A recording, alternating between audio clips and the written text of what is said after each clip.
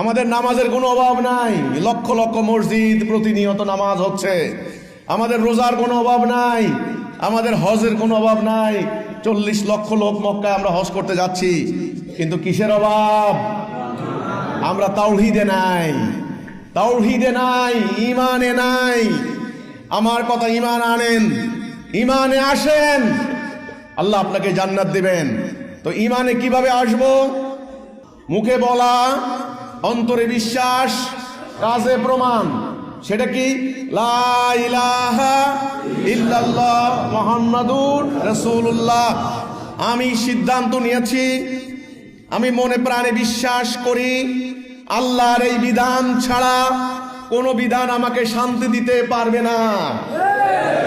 এটা আল্লাহর নাজেল করা বিধান, হক, সত্য, পবিত্র। আরশুল আজিম থেকে লাউহে মাহফুজে সংরক্ষিত ছিল। আল্লাহ মানব জাতির মুক্তির জন্য পাঠিয়েছেন।